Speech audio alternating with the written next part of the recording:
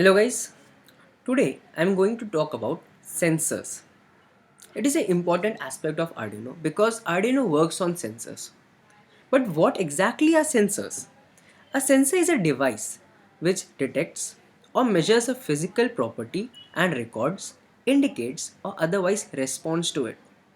What I mean is sensors are devices that take data from environment and then in whichever form you have coded it, either you have coded it to record the data or display it or otherwise respond to it specifically, it will do. The camera in your smartphone, GPS modules, accelerometers in your cars, all these are sensors. Okay, the world is full of sensors, but today I'm going to talk about some specific ones. The first is buzzer. A buzzer emits sound. So suppose you have coded it to emit sound at specific interval, or you have coded it so that it detects something and then it gives out sound or buzzes, it will work. As you can see, there's a plus symbol here. This means that this is the anode part or the positive leg. This is the negative leg, the shorter one. Connect the shorter one or the cathode part or the ground terminal to ground and connect the positive part to Arduino. Why Arduino? Because you have coded it to buzz. Okay, so it needs to be connected to Arduino to get the signal accordingly. The next one is photoresistor. A photoresistor has two terminals, but there's no positive or negative terminal. Okay, you can connect any one to ground, any one to Arduino, but make sure that you connect the positive terminal to positive part or the plus 5 volts and even to Arduino. You can do this via voltage divider. We'll explain you what is voltage divider in upcoming lectures. What it does is when light falls on this plate, its resistance decreases, and when it is covered of this darkness, its resistance increases. The next is ultrasonic sensor. As you can see, ultrasonic sensor has 4 pins.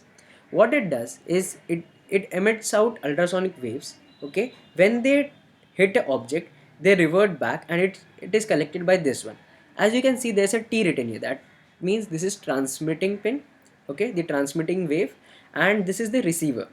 Okay, as it receives the signal, it calculates how much time is taken and then accordingly it will tell you the distance of the object. As you can see, you have 4 pins. I told you this is the VCC or the plus 5 volt pin, this is the GND or the ground pin, then this is trigger and this is echo. The next is motion sensor. As you can see, there are 3 pins on the motion sensor. One is VCC, one is ground, and another needs to be connected to the Arduino.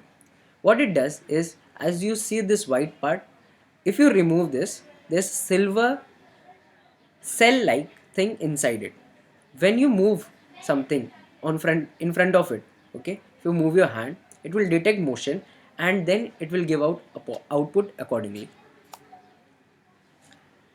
The last thing I'm going to tell about is switches. There are two switches shown here.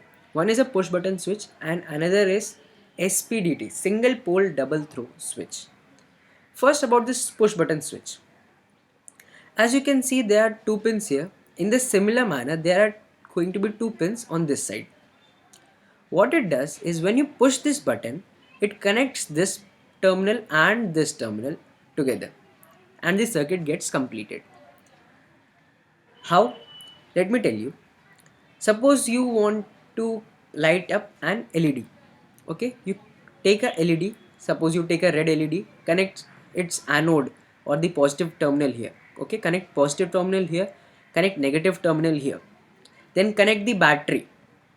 Okay, connect the negative of battery here, connect the positive of battery here. Will the LED light up? No, it won't, because circuit is not completed. Now what you have to do is when you push this button down, okay, they connect internally and the circuit gets completed and the LED will light up. The next thing is SPDT switch, single pole double throw switch. This is an ingenious piece of technology. By a single switch, you can light up two devices. How? Let me explain you. You see this middle leg? This is a common. So take two LEDs now. Take a red LED and a blue LED. Okay. For the red LED, connect the anode or the positive terminal here. Connect the negative terminal here. And for the blue LED, connect the positive terminal here. Connect the negative terminal here. Now connect battery. What will happen is when you connect the battery, will the LED light up? No. But when you push this switch on this side towards right hand side, what will happen is this circuits of the red LED will get completed and the red LED will light up between these two poles. The blue LED will be switched off. Now when you push this button towards the other side, towards the left side, the blue LED will light up and the red LED will stop glowing. So using a single switch you can control two devices. It will be helpful for many projects. We'll tell you later. Thank you.